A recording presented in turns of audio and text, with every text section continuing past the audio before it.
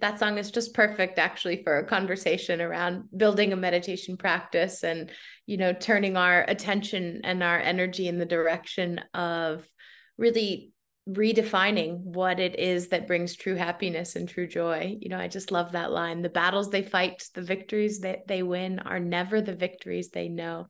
Because a lot of times I think that's what it can feel like on the path of Kriya Yoga, the path of self-realization, and just this reality that we are, I was just speaking with some friends in a class the other day and saying that, the whole world is designed in order to force our ego outward.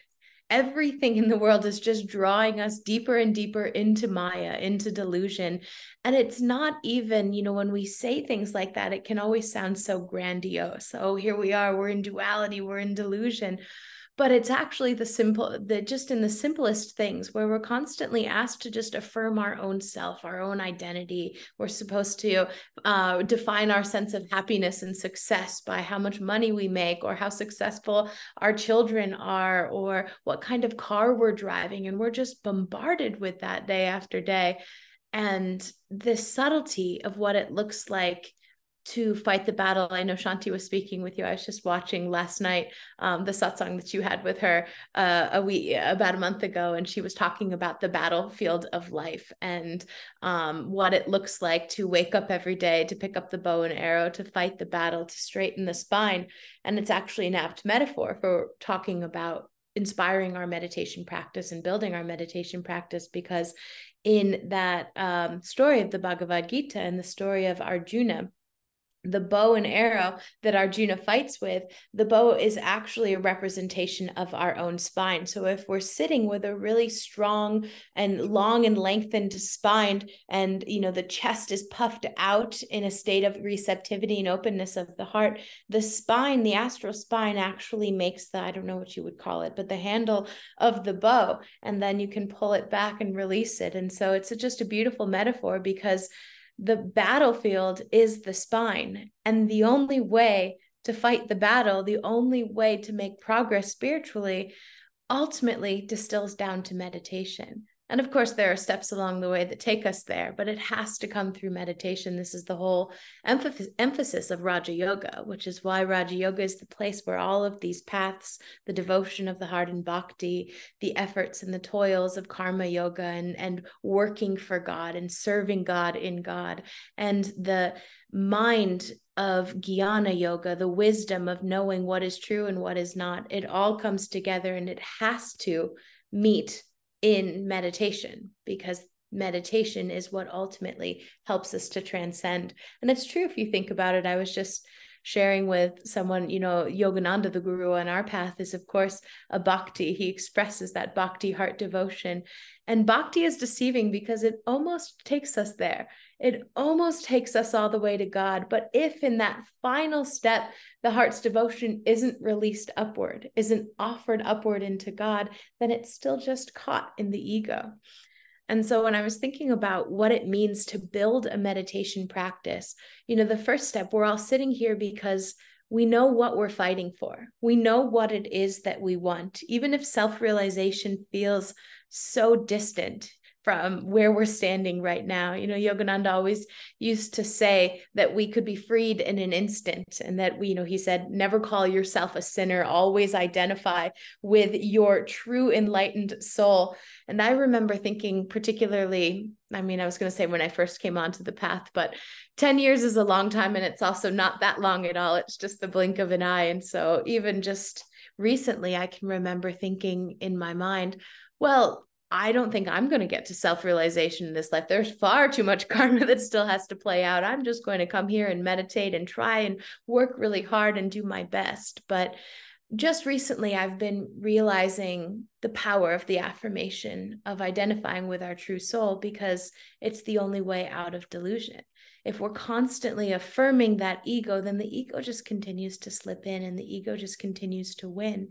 And one place where I think that fight gets caught the most is in our meditation practice, because just like out in the world, our measure of self, our measure of our own identification, our measure of success is determined by the way we are compared to other people. The same can also be true in our meditation. Our meditation practice, we have to battle with the ego every step of the way. And the most important thing that I think we can do when we are settling into our meditation practice and when we are building toward that goal of Kriya Yoga, self-realization, even just a steady meditation practice every morning and every evening, it's to sit back and look at our lives in perspective. You think about anything that you've accomplished in your life, anything that's brought you joy that you feel has been, a beautiful, wonderful, uplifting aspect of your life. It's not something that happens instantaneously. When we take a step back and we look at the longer rhythms of our life and we see the growth that's measured, not in minutes or even years, but often in decades. And that's one thing Swami Kriyananda said. He said that when we were reflecting on our spiritual growth, we should be reflecting on our spiritual growth in decades, not in years, not in minutes, not in hours, not in days, but in decades, because that longer rhythm is such an important element. It's the patience, it's the perseverance, all of these beautiful terms that Kalamali was using to start out the day. It takes the grit, the determination that needs to be there, which is why Brave Were the People is such a good song to start out with. But it also takes the joy and the relaxation of our meditation. I'm actually not at my home right now. I'm out at our farm. We have a farm in Half Moon Bay, which is about 45 minutes outside of Palo Alto, the city. It's right along the coast. And our friends, we have a couple, their names are Navashan and Haley, who helped to run the farm out here. And Navashan just left for a pilgrimage to India, so he might run into Nara over there. And so I came out to help with the farmers market and the harvesting. It's a big job to do on your own. So I'm here helping Haley today. And we spent all day out in the fields harvesting and packing, and we spent all morning at the farmers market and just got home a few hours ago. And one of the things that was so profound in working out in the fields, I don't get to do it that often. You can see I've gotten my little sun-kissed sunburn being out in the fields all day. But, in farming, we were talking about the trees that were being planted in the orchard, and we were talking about the tomato trees, and it's coming to the end of the season. And so we're reflecting on what plants will stay and are continuing to give fruit and vegetables, and then what plants are at the end of their rhythm. And farming is all about the longer rhythms. Planting, gardening doesn't have to be farming on a large scale, but gardening in general, tending to plants, it's about the longer rhythms. We plant a seed. And of course, if you plant the seed in the ground and then you're digging it up every day to check on it, make sure that it's doing okay, and then, pushing the soil back, it's not going to get very far.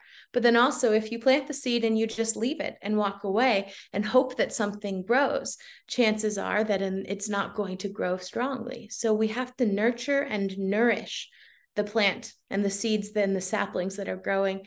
But we also have to have faith and trust that in its own rhythm, in its own time, it's going to produce fruit. She was just showing me plum trees that they had planted about 2 years ago. And she says, yeah, it'll be another 3 or 4 years before they actually really start to produce fruit. And then they'll produce fruit for the next 40 years after that. And then the abundance that comes from that. And that really is the essence of our meditation practice. We plant the seed of our desire to know God. And then we have to nurture it and nourish it every day. We have to come back to it. We have to give our authentic joy and willingness and determination into that practice of meditation. But we also have to step back, and we have to have the trust and the faith that in its own time it will grow. And one day you see the little leaves will pop up out of the soil. Then soon it becomes a little sapling. But then even that sapling isn't giving you the fruit that you want. Then it grows larger and you're trying to pick, and the first fruits are maybe a little bitter and you're still toiling and striving. But then one day the fruit produces, or the tree produces, the fruit that is so nourishing. The taste is so delicious, and we're given everything that we've been craving. And the beautiful thing about that is even then it begins to have its own rhythm. And that's how our meditation practices are. We'll have a great meditation one day, and it's not like that's it. Every meditation after that will be perfect for the rest of our lives. Just like the tree, it has its rhythms. And so, that's idea of the qualities that we need to sit with in terms of meditation. We'll talk about those in a minute, but this metaphor of what it looks like to really just have the faith in our meditation practice. It takes perseverance, it takes desire, it takes willingness, and it takes faith more than anything else. And that's what's so powerful about the path of self-realization. I was very lucky. I found Ananda when I was 25, and I found my path right away. I'd done a little bit of dabbling into other traditions and just when I was looking for my own spiritual path, but never, just dipping my toe in a lot of places. And then when I found Ananda, I knew that it was right. And so I can speak to a few different other traditions in terms of the meditation practices that they have, though my disclaimer is I haven't gone very deep in many others. But one thing that I found in my own practice of meditation in the path of self-realization and the difference from other paths is that this path takes dynamic willpower and dynamic energy. I know Shanti was speaking to you guys about energy last week and the importance of it. And you can't get anywhere on this path. You can't read any book without encountering the word energy and joy in the first paragraph of what we're speaking of, whatever it is that the topic is. Energy and joy are the ingredients in everything. And of course, what do we know? The greater the will, the greater the flow of energy, the greater the flow of energy, the greater the magnetism. So at the root of that energy is our willingness. And that's our tapasya. If we're waking up early and we have to sit to meditate and we have to start getting up a little bit earlier, or we have those mornings. I still have those days when I wake up and I think, I don't really want to, I don't want to meditate, but I want to sit on the couch and read a book and have a cup of tea and just enjoy my morning before I have to rush off into the world. The world pulls on us, and that's what the world is telling us is going to bring us joy. Just relax, just take the morning off, just take one day. I know Shanti was sharing that story with you about how she was with her friends in Mexico. I think it was here that I was reading this, or maybe she was just sharing it somewhere else, but she had friends that she traveled with every year. They'd done it for all of her years and years and years of their lives.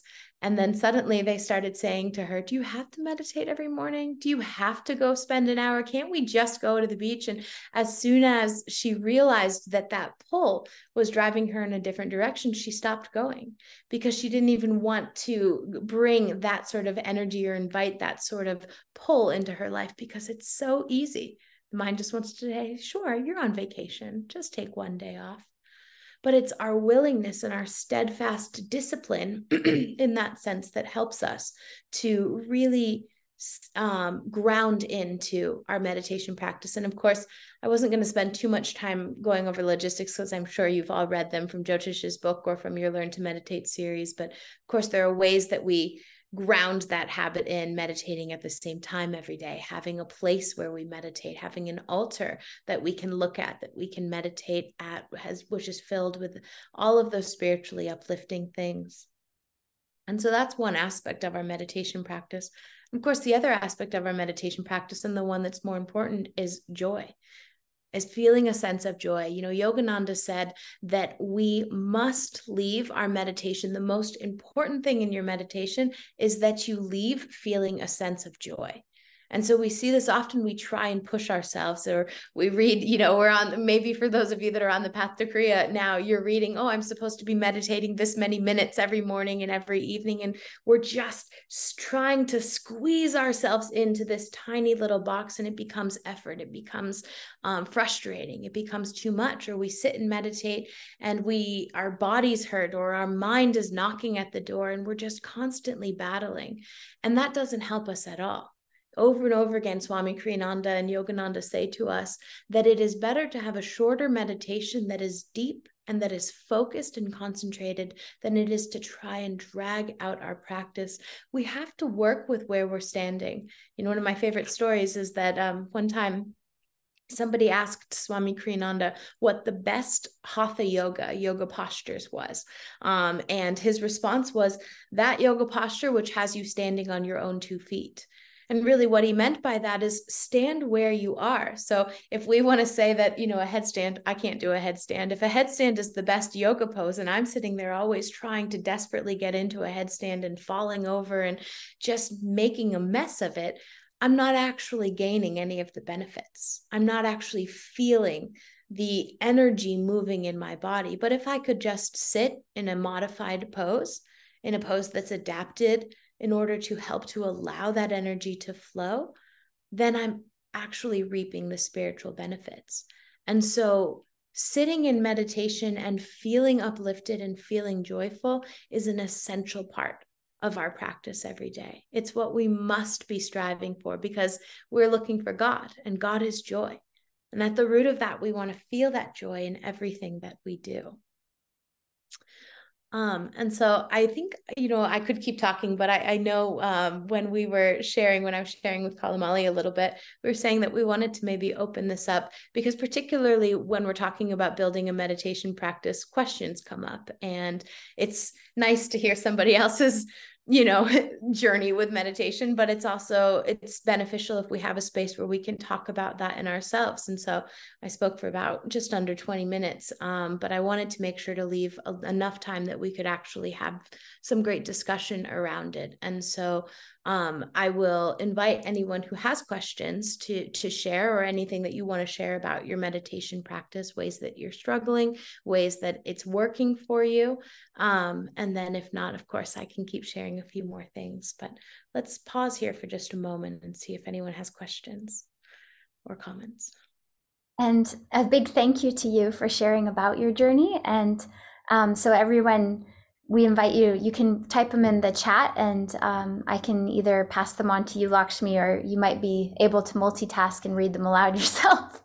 But I just wanted to say to everybody, what Lakshmi is expressing is something really special about Ananda, which is that you are not alone in building a daily meditation practice up to twice daily for Kriya. And we have each other. So thank you for sharing your wisdom and inspiration that help you maintain that. So thank you. I can also share from last time some of the questions that came up. For everyone you that were there with Shanti, we had really great questions at the end, and Amrita and Ashwin, we didn't get a chance to go into them fully online. So feel free to either retype them. I know one of the ones is just over time, especially after you get Kriya, for those who have taken initiation into it, you get to that point where then you really have to work hard at staying inspired to do it. So maybe you could talk a little bit about that. That was something Amrita had asked. How do we stay inspired once we have, Yeah, that is, I mean, that is an essential part of it. And I love what you were saying, Kalamali, in that you're not alone. You know, I think a lot of times there's the misunderstanding that when you're looking around at your brothers and sisters and your guru bhais, that meditation is easy for everyone else and that I'm the only one struggling. I know I do that all the time. I teach a lot of meditation classes and also the classes on the path to Kriya, and so I'm often leading meditations. And I I'll always at different points kind of open my eyes and just check in and see how the group is doing. And there's always somebody in the corner who's doing this, and then they see that your eyes are open, they close their eyes again really quickly. And I always want to just say, I wish you could know that you're not the only one, that we all struggle with it, because the mind, that monkey mind, is just there and it's always pulling on us. And I think that in terms of staying inspired, there are a few things that we can do. And I just spent the last few hours reading different blogs and things like that from Swami Kriyananda, from Yogananda, and also from other teachers around the Ananda world, just to get re-inspired around this. And there's one lovely blog I'll send them to Kalamali and she can share them out onto your WhatsApp group chat, because it's so fun to just read through them. But in terms of staying inspired, I think the first thing to do is to come back to our meditation and find a way to settle and engage the heart before we meditate. And what I mean by that is whether it's through prayer, whether it's through chanting, whether it's through listening to a song, when we stop and take a moment to actually just soften the heart and engage the heart in the heart's devotion in our practice of meditation, it's transformative to our meditation.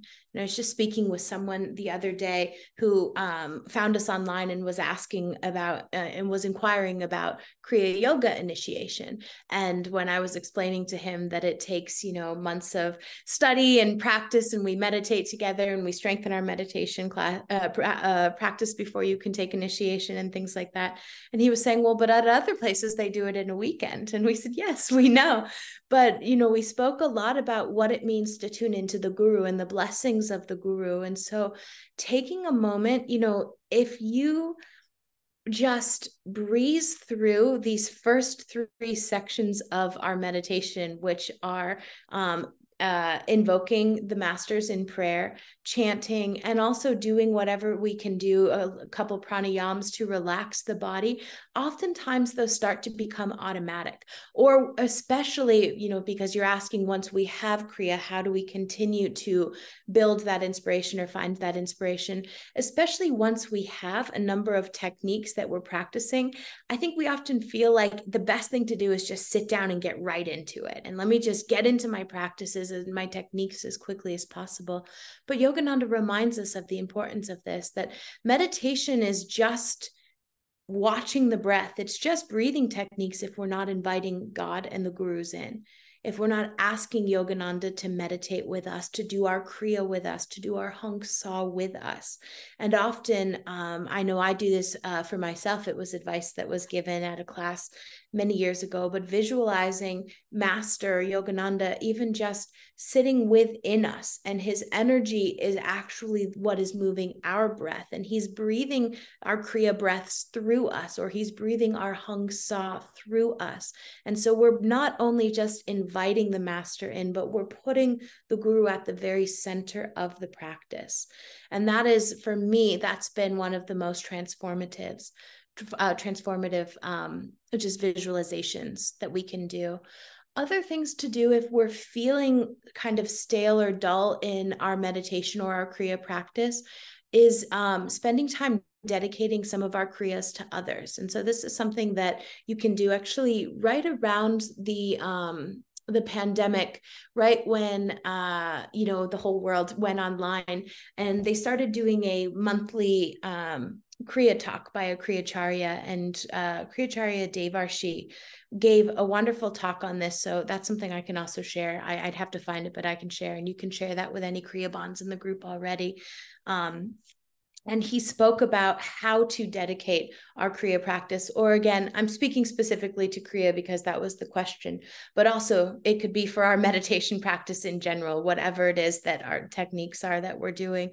But when we offer our meditation to others, somebody specifically that we know in need of healing energy, or someone who is struggling or suffering, or even just circumstances, we are at no shortage of situations in the world that need our prayer and that need energy and light. And so offering and dedicating our meditation to others in need is a wonderful way to invigorate and inspire meditation, because often for so many of us, the impulse and the spirit and the desire to give and to serve is central to what drives and motivates us in our lives. And so those are 2 quick ways that I think, we could enliven our practice. I don't know if either of those resonate. And if they don't, I'm happy to speak obviously more directly with anyone, kind of one-on-one, about that and see what we can do to help enliven it. Thank you. That was wonderful. And Ashwin has another question. It's similar in the sense, and I think you're a great person to answer this, being someone you're so involved with serving and helping people learn to meditate. And you say so much with that you have that background of wisdom within you from helping so many people. And so this question is more about when we are still, watering our little seed, and that seed of meditation, And yet we have a lot of responsibilities in our day-to-day life. And this devotee, Ashwin, is also a parent. He has his own business. He's running for mayor, apparently. I'm teasing him because somebody put him in the election for that. But, you know, how do you stay centered and remember to not let the ego take over? So I think that's a big one for a lot of people. And then he has part two, which I'll get to later. Sure. Yeah, it's a really important question. And particularly for those of us who are out in the world, you know, either a little bit or a lot. It's an important question, though. Of course, again, there's another misconception that if we're working at Ananda, everything's just light and easy and wonderful all day. But the battles are there no matter where we're working or where we're spending our time. And I think that, you know, the first thing that we have to come back to and we have to realize, and this continues to evolve the longer that we're on the path, but to remember the source of our inspiration. You know, there's a beautiful story, or not just our inspiration, the source of our power and our energy. There's a beautiful story in the life of Yogananda and Rajarsi Janakananda. Of course, I think many of us know who Rajarsi Janakananda is, but he was Yogananda's foremost disciple, most advanced disciple. He went on after Yogananda left his body to become the president of Self-Realization Fellowship. And he was also in the 1920s a self-made millionaire. And so he would have to leave his guru and go home and make a lot of money and work in the world and work in the business world. And he had a lot of challenges. He had a home life and a partner, a wife at home who really did not want him meditating, who had a lot of issues with it. And he used to say, when he would come into the office, and he would tell his secretary every morning that he had a meeting from 8 o'clock to 9 o'clock or whatever it was. And every day that was booked on his calendar, and he would go into his office and he would go into his closet and he would sit and meditate. And so he booked it into his life in that way. And I think that what's important, that wasn't even the story I was going to tell. The story I was going to tell was that there's a letter between Yogananda and Rajarsi Janakananda where the two of them it must have been an experience. Yeah, they were just walking in Encinitas together. And, you know, Yogananda says to Swami, or to Rajarsi, he says, "Don't forget where your power comes from." And Rajarsi says, "I won't, master. I know where it comes from. It comes from you." And that is so powerful and important for us to remember. We have to plug back into the source, and we have to realize that everything we are doing in our life, everything that we have been called to do, all of the dharma that has been handed to us, because for each one of us, our dharma is vastly different. As Kalamali was saying, I'm a brahmacharini, and I took the vow in 2016. So I've been a brahmacharini more of my spiritual life than I've been not a brahmacharini. And I was just speaking with someone the other day in our Raja Yoga class who was saying, "You're so lucky. He has 2 kids and has a job in Silicon Valley, and he needs to buy a bigger house so that all of the kids that his wife is pregnant now, and the third one is on the way." And he was saying, "You're so lucky to me that you just get to be here and you get to live a spiritual life. I have to live in the world." And I was talking with him over dinner, and we were sharing about the importance of understanding the spiritual lessons that come to us through our dharma, and that raising children and living in Silicon Valley and living in the world and making enough money to buy a house that, you know, you need for your to support your family, none of those things are overtly non-spiritual. They're all part of the dharma, and so they're vastly important. And so our dharma has been handed to us by our guru. Everyone here, I'm assuming everyone here is a disciple, and if not, at least you're resonating and considering whether or not Yogananda is your guru. And if you do identify as a disciple, we know that no matter what the outward circumstances are in our life, that the dharma has come through Yogananda, that his blessing is behind everything, and that he's guiding us toward the spiritual lessons that we need to learn. So to come all the way back to, it's a difficult question to answer, because the answer itself is not a practical or logistical one. The logistical answer is, if we need more time in our day, we wake up earlier. If we want to, eat healthier, we stop eating cake. Like there's the logistical answer that we all know is right. But the answer that's more important, and for us to remember and to hold on to, is that anytime we're feeling the pressure of the obligations and the responsibilities that are out there in our lives, whatever they may be, there is one source of power in our lives. There's one source of energy. And even if it's 5 minutes, even if all that we can do as we're rushing out the door in the morning because we've overslept, or our kids needed us, or whatever it is take and stop a moment and just pranam at the altar and just say, thank you, Master, be with me today. That's enough. That's all the gurus want from us. We're told to meditate, or we're offered an opportunity as Kriyabans to meditate this many hours a day, to do all of the spiritual practices, to chant, the list is endless. Someone one time, I think, was saying that if we tried to do everything Yogananda has given us to do in order to move towards self-realization, it would take lifetimes. We wouldn't even be able to accomplish all of them. And some of them begin to contradict each other if you really start to look at the list itself. So it's not about the outward expression, it's the inward devotion. It's the inward remembrance of why we're doing this, whatever this in our life is. When I go to school in the morning, I work for about 2.5 hours at a public high school, and then I shift and I'm at the Sangha in Palo Alto the rest of the day.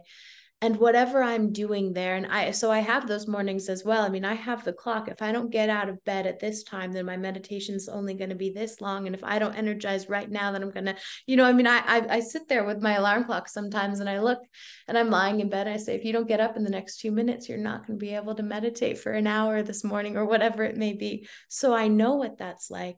But if we're rushing out the door, or life is pulling on us, and what we can do is stop and bow in front of the altar and offer ourselves back and say, I give this day to you, be with me every day.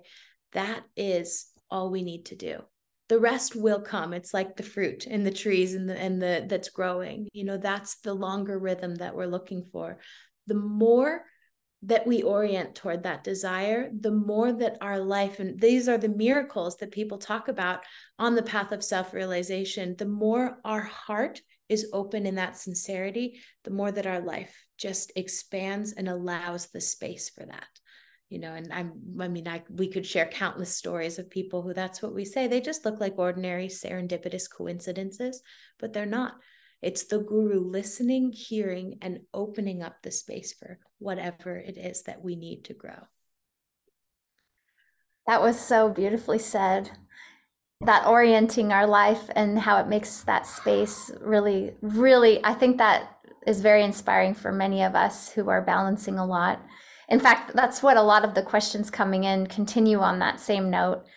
Ashwin, I'll circle back to your part 2, because I think what Lakshmi was just answering kind of alludes to that, but also Anne has a really good question that just goes right into this stream of inspiration that you're sharing now. So that goes into the logistics a bit more. So this is, Anne's a mother of 4, and she's also working. And so, yeah, and she's on the path to Kriya. She's very, very diligently maintaining so much to make that happen. And she's doing the Ananda apps, the music, the talks. She maintains that vibration, like you're saying, but she's just asking for more advice about what more, she's always asking, what else can I do? She's such a beautiful soul. So that's her question, is how do you do more to keep that meditation routine regular? Just any other ideas you feel to share? Mm-hmm. Let me think. That's a big obstacle.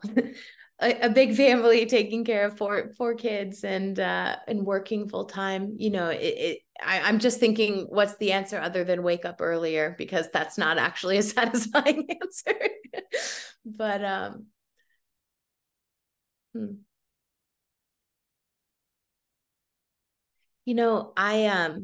I was speaking to it because I don't have children in my life, so I don't have a direct experience of that. And Kalamali might actually have some advice on this, but I remember a friend one time, he was telling me, his name is Badri. He actually spoke about this at a Spiritual Renewal Week this year. So some of you may have watched his talk and heard that.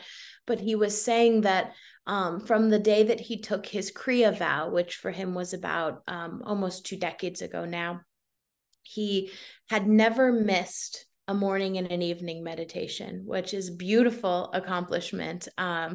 And he was speaking to the fact, what he said after he said that. So for almost 20 years, he's never missed his morning and his evening meditation.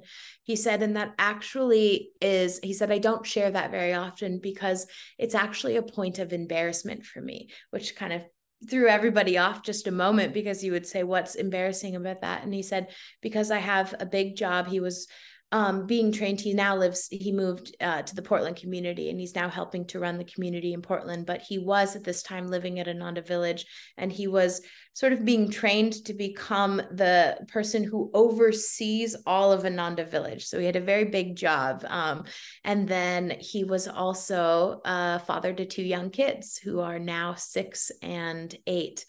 And so he was saying, the reason that it's a point of embarrassment for me to say that, and I don't share very often that I've never missed my morning or evening meditations, is because it means I've had a lot of really bad meditations. I've had a lot of meditations where my 3-year-old has plopped into my lap right in the middle of meditation. I've had a lot of meditations where I've sat down and 4 minutes later, my son was crying and I had to get up and go and be with him.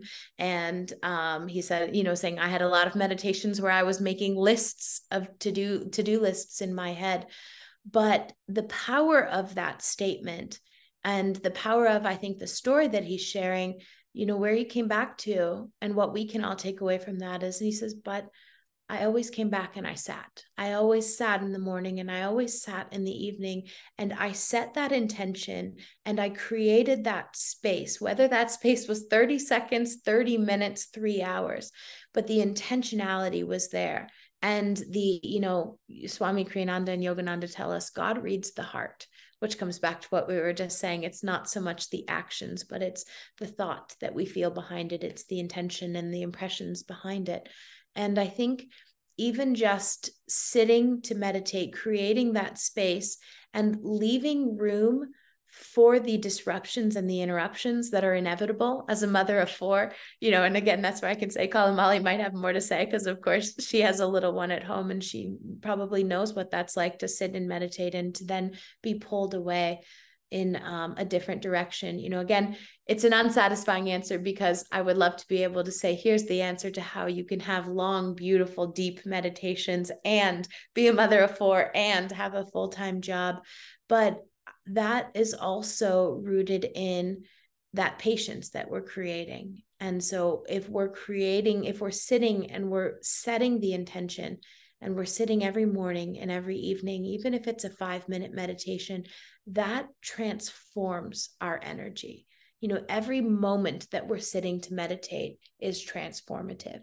And so I might have to think about that one, and I might be writing Kalamali and asking for your email, Anne, because I'd like to think about it a little more and hopefully try and offer something that is a little bit more tangible than that. And I don't know, Kalamali, if you have anything to add to that as someone who has been through it with a little one.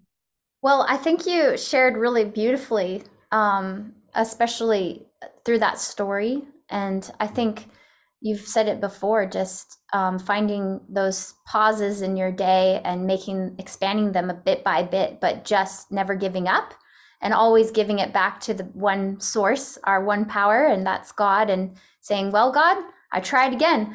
We've all had those experiences, just like you were sharing. You sit down and you're excited to meditate, and that's when they wake up. And that's the one morning you got up at 4. So you just start to try to bring that super conscious flow into everything you do, and know that there's masters looking out for us, and they, like you said, they watch the heart. And Ashwin is also a parent of 2 young children, so I'm sure he can really relate to the story you shared about Badri and the evening meditation being the hardest. And we can have you share a bit about that. But Davy also talks about this when she was a nursing mother and how she would be just doing her best to sit and do Kriya, even holding a baby in her arms. So I think it's just that the devotee never gives up. I think that's the biggest thing. And don't, what do they say? Don't worship your failures. Just keep on, because it's our determination, like you said, that it draws help. Yeah, it's true. And I was just looking at I had a chance to scan the question in the chat, and even seeing the second part of that you're offering your prayers, you're listening to Ananda Talks, you're listening to Ananda Radio, also trusting and knowing, that is all having a subtle and profound impact on the shift in consciousness. So it is coming in other ways. And there is not just, ultimately we have to meditate. That's what Yogananda tells us. But what's so beautiful about the path of self-realization, and what's so beautiful about Ananda, is that there are so many ways that we're being offered the opportunity to shift our consciousness and to transform our consciousness. And so all of that, trusting also that all of that is having an impact on your consciousness, and it is shifting that vibration. And sometimes we have to wait out the rhythms. Like, I don't know how old all of your kids are, but, as the kids get older and the space, there's more, there's more time in your life. Perhaps sometimes it's also just watching and waiting for the rhythms of our Dharma to shift. Thank you. That was very, very helpful, I would say. And Anne also wrote in, thank you for that. And she does have a variety of ages. Go, Anne.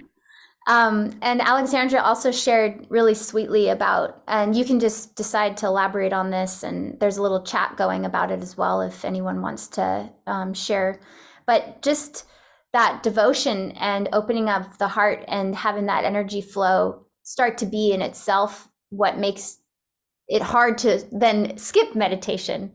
It's a bit like, for those of you who've shared, you miss energizing one day and you're like, whoa, that day was hard because I didn't energize. So that in itself encourages you to keep it up.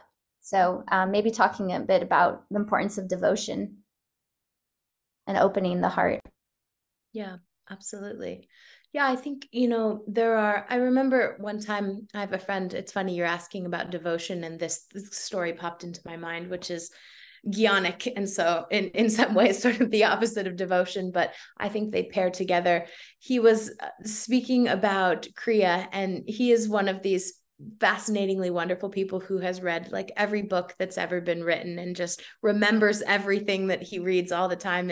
And he was sharing about the importance, on our path. Yogananda encouraged us to always work with the light. And, we're always magnetizing the spiritual eye. We're magnetizing the light at the spiritual eye. And magnetism is one of the core principles of the path of self-realization and working with energy in the spine, which is what we're doing in all of our meditation, and particularly in Kriya. And he was talking about the reason that he felt, his intuition was that the reason it was important to be meditating every morning and every night is that we are, as we wake up and as we go to sleep, that we're magnetizing that cycle and we're closing that cycle. We're waking up and we're magnetizing our energy to the spiritual eye. We're going to sleep and we're offering that energy. And that in that cycle, we're actually building the magnetism within the spine. So it's not just in every Hong Sa breath or every Kriya breath, but there's the rhythm of the day. And of course, the rhythm of our lifetimes as well in the midst of all of that. And so when I was thinking about that, and I think about what that means in terms of finding our devotion, some of us are more inspired by the logic or the rationality behind why we're doing things. And I think that not only is it devotion to Divine Mother and devotion to God, devotion to the Guru that's opening our hearts, but it's also that devotion to self-transformation, the devotion to our own commitment and desire to transform and shift our own consciousness. That's how we see the effects of Kriya and the effects of meditation happening every day. We don't just see it in the blink of an eye. One day we're self-realized. One day we're just like one of the gurus who's sitting under who's sitting under a Bodhi tree and is suddenly self-realized. What we see is we're less reactive in the world. We're more compassionate in the world. We're more calm and centered in the midst of struggles and chaos and confusion and whatever it may be, or perhaps we're more creative, we're more insightful. We always think about meditation as a tool to help us overcome the challenges, but what about the joys also, the creativity and the intuition, the inspiration that comes from all of that?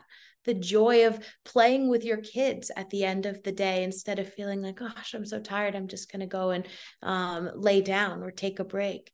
That what all of that looks like, there is a commitment to the self. Because here we are living in these bodies, in these minds, in these egos. Even though we're trying to transcend them, we have to use them in order to transcend them. You have to have an ego in order to surrender it. And you have to know your ego in order to know what you're surrendering. It's a wonderfully complicated paradox, as so many of the stories and the plays of Divine Mother in that beautiful way, because she's challenging us to just let go and to just relax. And so I think that when we're thinking about what it is that we're offering our heart into, it's important for us to remember all of the different layers of that. Just like there are causal, astral, and material realms, we have these layers within ourselves. We have to find that commitment and that drive for our own desire to transform. We have to love ourselves enough, so to speak, though I was trying to avoid using that particular term, but we have to feel the commitment to ourselves, the desire to ourselves. We have to feel our own worth in order to sit down to meditate every single day. And then through that, as our heart expands, one of Yogananda says that the best way to feel loved, to invite love into your life, to feel more love, is simply to give it, to just give love to everyone that you meet, to be an inspiration and a pillar of love. And the same thing is true in our meditations. The greatest way to have powerful and deep meditations is to meditate, is to go deeper. This is what Swami Kriyananda tells us. It was guideline number 3 in one of the blogs that I was reading. He said, if you meditate every day and you enjoy meditation, you enjoy it more. If you don't meditate, it's constantly an act of labor. And that those two, that's the struggle that we're in. We have to wake up and we have to remember why we're meditating.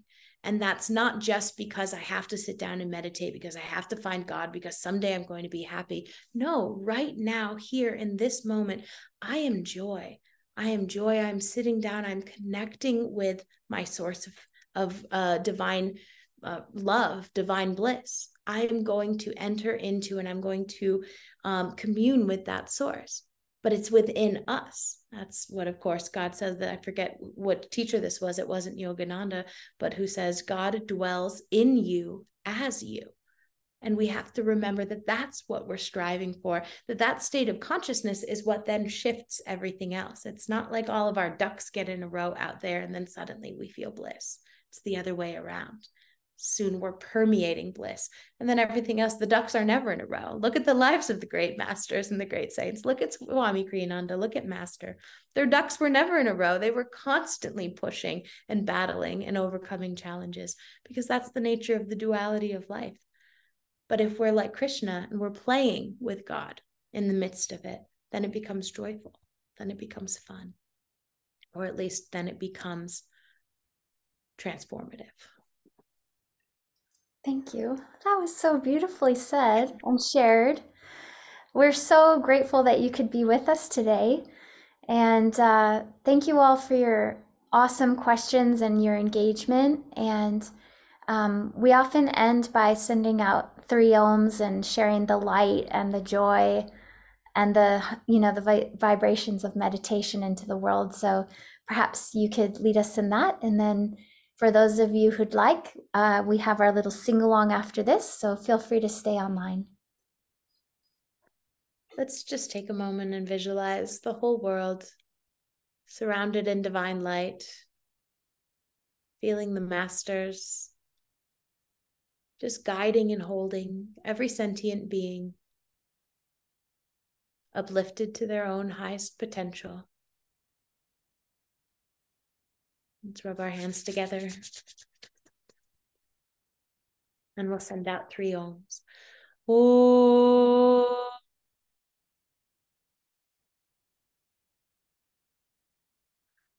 Oh.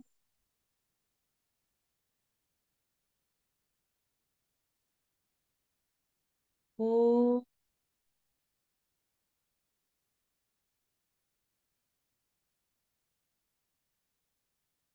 Shanti, shanti.